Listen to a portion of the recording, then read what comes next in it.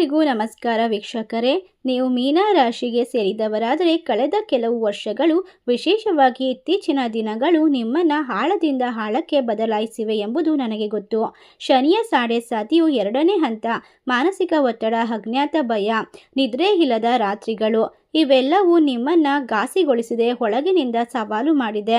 ಹಲವು ಬಾರಿ ನಿಮಗೆ ಅನಿಸಿರಬಹುದು, ಶ್ರಮ ನನ್ನದು, ಆದರೆ ಪ್ರತಿಫಲ ಬೇರೆ ಯಾರಿಗೂ ಸಿಗ್ತಾ ಇದೆ, ಬೇರೆಯವರ ಕೈಗೆ ಹೋಗುತ್ತಿದೆ. ನೀವು ಸ್ವಂತ ಜೀವನದ ಯಾತ್ರೆಯಲ್ಲಿ ಕೇವಲ ಪ್ರಯಾಣಿಕರಾಗಿ ಉಳಿದಂತೆ, ನಿಯಂತ್ರಣದ ಎಲ್ಲ ಹಕ್ಕು ಬೇರೆಯವರ ಕೈಯಲ್ಲಿರುವಂತೆ. ಅದೇ ರೀತಿ ಎಲ್ಲ ರೀತಿಯ ತೊಂದರೆ ಕೂಡ ನಿಮ್ಮ ಜೀವನದಲ್ಲಿ ನಡ್ತಾ ಇರ್ತಕ್ಕಂಥ ಕೆಲವೊಂದಿಷ್ಟು ತೊಂದರೆಗಳೇ ಸಾಕ್ಷಿಯಾಗಿದೆ. ಆದರೆ ಹೇಳುತ್ತಾರಲ್ಲ, ಆತ್ಮ ತನ್ನ ಬೆಂಕಿಯನ್ನು ಗುರುತಿಸಿಕೊಂಡಾಗ ಭಾಗ್ಯವು ದಿಕ್ಕು ಬದಲಾಯಿಸುತ್ತದೆ ಎಂದು. ಈಗ ನಿಮ್ಮ ಬೆಂಕಿಯು ಮರಳಿ ಬರುವಂತಹ ಸಮಯ ಬಂದಿದೆ. ಅಂದರೆ ಇಲ್ಲಿ ತನಕ ಅನುಭವಿಸಿದಂತಹ ಪ್ರತಿಯೊಂದು ಕಷ್ಟ ಕಣ್ಣೀರಿಗೂ ಕೂಡ ಪ್ರತಿಯುತ್ತರ ನೀಡುವ ಸಮಯ ಇದಾಗಿದೆ. ಇಂದು ನಾನು ಕೇವಲ ಭವಿಷ್ಯ ಹೇಳಲು ಬಂದಿಲ್ಲ, ಒಂದು ಶುಭ ಸಂದೇಶ ತೋರಲು ಬಂದಿದ್ದೇನೆ. ನಿಮ್ಮ ಜೀವನದಲ್ಲಿ ನಿಮ್ಮ ಚದುರಿದ ಧೈರ್ಯವನ್ನು ಮತ್ತೆ ಒಗ್ಗೂಡಿಸುವ ಒಂದು ಸಿಹಿ ಸುದ್ದಿ. ನಾವು ಮಾತನಾಡುತ್ತಿರುವುದು ಡಿಸೆಂಬರ್ 2025ರಿಂದ ಜೂನ್ 2028ರವರೆಗಿನ ಆ ಕಾಲಘಟ್ಟದ ಬಗ್ಗೆ. ಜ್ಯೋತಿಷ್ಯದ ಭಾಷೆಯಲ್ಲಿ ಇದನ್ನು ಒಂದು ಹೊಸ ಹೆಸರಿನಿಂದ ಕರೆಯಬಹುದು, ದಿ ರಿಟರ್ನ್, ಅಂದರೆ ಮತ್ತೆ ಬರುವಿಕೆ. ನಿಮ್ಮ ಜೀವನದಲ್ಲಿ ಎಲ್ಲವೂ ಕೂಡ ನಿಮ್ಮ ಕೈಗೆ ಸೇರುವಂತಹ ಸಮಯ ಇದಾಗಿದೆ. ಉಳಿಸಿಕೊಳ್ಳಿ. ನೀವು ದೀರ್ಘ ಪ್ರಯಾಣಕ್ಕೆ ಹೊರಟಿದ್ದೀರಿ. ಅದೇ ರೀತಿ ನಿಮ್ಮ ಜೀವನದಲ್ಲಿ ಏನೇ ಬಂದರೂ ಕೂಡ ಅದನ್ನು ಉಳಿಸಿಕೊಳ್ಳುವಂತಹ ಯೋಗ್ಯತೆಯನ್ನು ನೀವೇ ಸಂಪಾದನೆ ಮಾಡಿಕೊಳ್ಬೇಕು.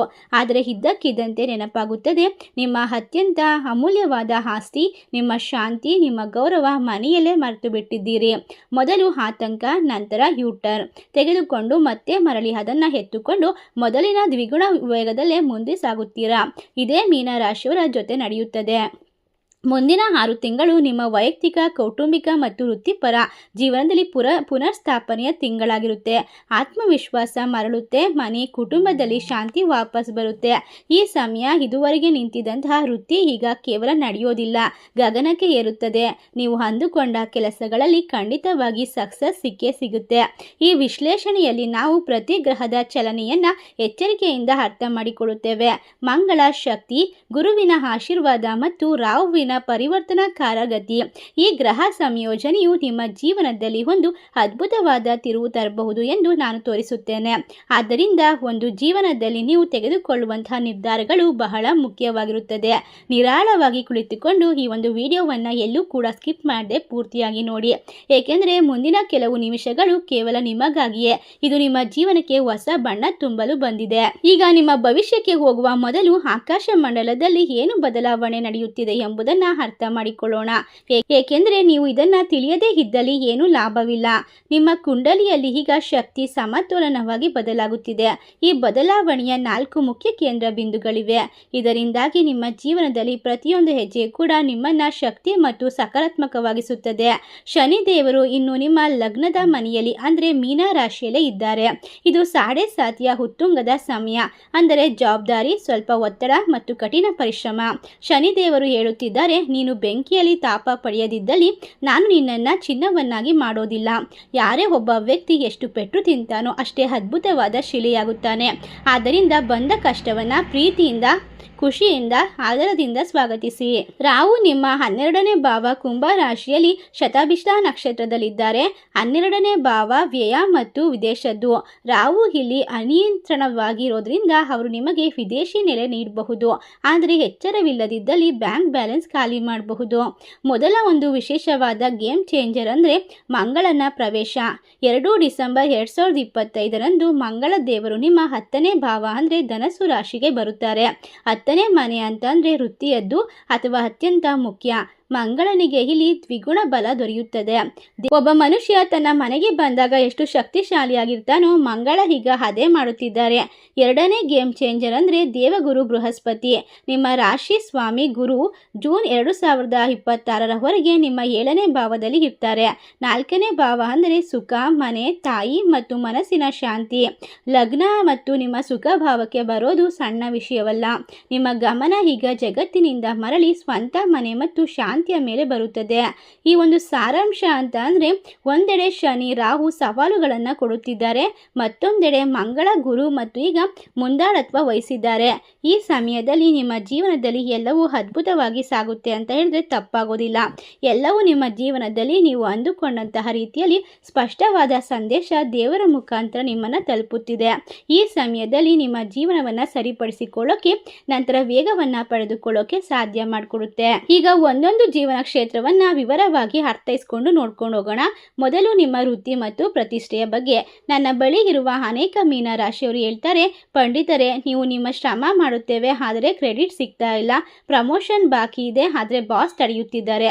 ನೀವು ಇದೇ ಭಾವನೆಯಲ್ಲಿದ್ದರೆ ಡಿಸೆಂಬರ್ ತಿಂಗಳು 2026 ಕ್ಯಾಲೆಂಡರ್ನಲ್ಲಿ ಗುರುತು ಹಾಕಿ.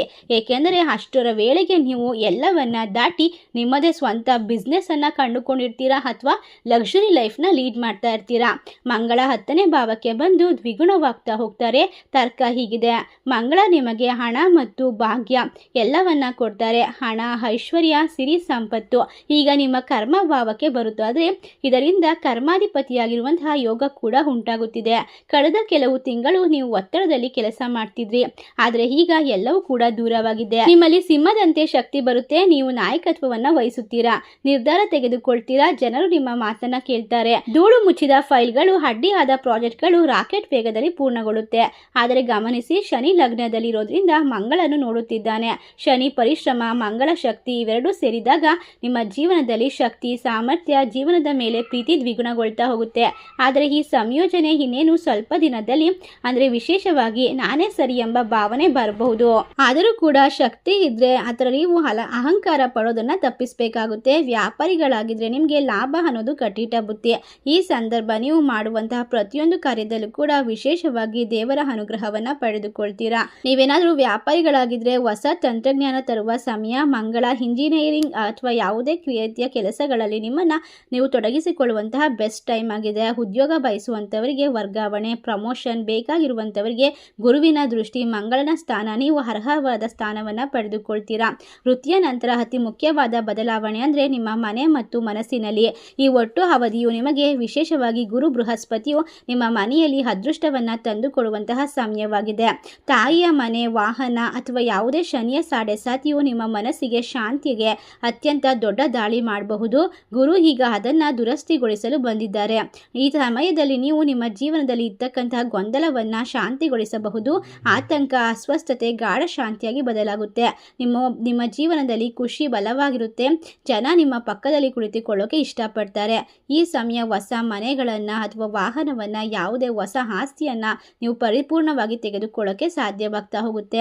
ಕಳೆದ ಕೆಲವು ಸಮಯದಿಂದ ಶನಿಯ ಸಾಡೆಸಾತಿಯು ನಿಮ್ಮನ್ನ ಅತ್ಯಂತ ಆಯಾಸಗೊಳಿಸಿತ್ತು. ದೈಹಿಕ ಆಯಾಸ, ಅನವಶ್ಯಕ ಮಾನಸಿಕ ಒತ್ತಡ, ಎಲ್ಲರಿಗೂ ಮಾಡುತ್ತಿರುವಂತಹ ತೊಂದರೆಗಳು, ನಿಮ್ಮ ಜೀವನದಲ್ಲಿ ಅರ್ಥೈಸಿಕೊಳ್ಳೋಕೆ ಸಾಧ್ಯವಾಗದೇ ಇರುವಂತಹ, ಎದುರಿಸುತ್ತಿರುವಂತಹ ಮನಸ್ಸಿನ ಅಷ್ಟೊಂದು ತೊಂದರೆಗಳನ್ನು ಈಗ ದೂರ ಮಾಡಿಕೊಂಡು ಜನವರಿ 1 ಹೊಸ ವರ್ಷದಿಂದ ಹೊಸ ಆಸ್ತಿಯನ್ನ ಖರೀದಿ ಮಾಡ್ತೀರಾ. ಮಕ್ಕಳ ವಿವಾಹದ ಬಗ್ಗೆ ಯೋಚನೆ ಮಾಡ್ತೀರಾ. ಮನೆಯಲ್ಲಿ ಸುಖ, ಶಾಂತಿ, ನೆಮ್ಮದಿ ತುಂಬಿರುತ್ತೆ. ಒಟ್ಟಾರೆಯಾಗಿ ಅತಿ ದೊಡ್ಡದಾದ ಒಂದು ಸಂಭ್ರಮದ ವಾತಾವರಣ ನಿಮ್ಮ ಮನೆಯಲ್ಲಿ ಸೃಷ್ಟಿಯಾಗೋದ್ರಲ್ಲಿ ಯಾವುದೇ ಒಂದು ಅನುಮಾನ ಇಲ್ಲ ಅಂತ ಹೇಳಿದ್ರೆ ತಪ್ಪಾಗೋದಿಲ್ಲ. ಶನಿಯು ಸಾವಿರಾರು ಕಷ್ಟಗಳನ್ನು ದೂರ ಮಾಡ್ತಾರೆ. ಮೀನ ರಾಶಿಯವರೇ, ಆತಂಕ ಬೇಡ. ಚಂಡಮಾರುತ ಮುಗಿದಿದೆ, ದಡ ಸಮೀಪಿಸುತ್ತಿದೆ. ಈಗ ನಿಮ್ಮ ಶಕ್ತಿಯನ್ನು ಗುರುತಿಸಿ ನಿಮ್ಮ ಸ್ಥಾನ ಮರಳಿ ಬರುವಂತಹ ಸಮಯವಾಗಿದೆ. ನೀವು ಮೀನ ರಾಶಿಯವರು ಸಮುದ್ರದ ಆಳ ಮತ್ತು ಅಲೆಗಳ ಎತ್ತರ ಎರಡೂ ನಿಮ್ಮದೇ ಆಗಿರುತ್ತೆ. ನಿಮ್ಮ ಜೀವನದಲ್ಲಿ, ನಿಮ್ಮ ಹೃದಯದಲ್ಲಿ ನೀವು ಅಂದುಕೊಳ್ಳಿ, ಎಲ್ಲವನ್ನು ನಾನು ಮಾಡಬಲ್ಲೆ, ನನ್ನ ಜೀವನ ಅದ್ಭುತವಾಗಿದೆ. ಆಗ ಎಲ್ಲವೂ ಸರಿ ಹೋಗ್ತಾ ಹೋಗುತ್ತೆ. ದೇವರ ಮೇಲಿನ ನಂಬಿಕೆಯನ್ನು ಯಾವತ್ತೂ ಕಳೆದುಕೊಳ್ಬೇಡಿ. ಓಂ ನಮಃ ಶಿವ ಎಂದು ತಪ್ಪದೆ ಕಮೆಂಟ್ ಮಾಡಿ, ನಮ್ಮ ಚಾನಲ್ಗೆ ಸಬ್ಸ್ಕ್ರೈಬ್ ಮಾಡಿ. ಮುಂದಿನ ವರ್ಷ 2026 ಸಂಪೂರ್ಣವಾಗಿ ನಿಮ್ಮದೇ. ಜಯ ನಿಮ್ಮದೇ, ಯಶಸ್ಸಿನ ಹಾದಿ ನಿಮ್ಮದೇ. ಇದನ್ನು ತಪ್ಪಿಸಲು ಯಾರಿಂದಲೂ ಸಾಧ್ಯವಿಲ್ಲ. ನಿಮ್ಮ ಪೂರ್ಣ ಮನಸ್ಸಿನಿಂದ, ಆತ್ಮವಿಶ್ವಾಸದಿಂದ ಹೆಜ್ಜೆಯನ್ನು ಮುಂದಿಡಿಸಿ.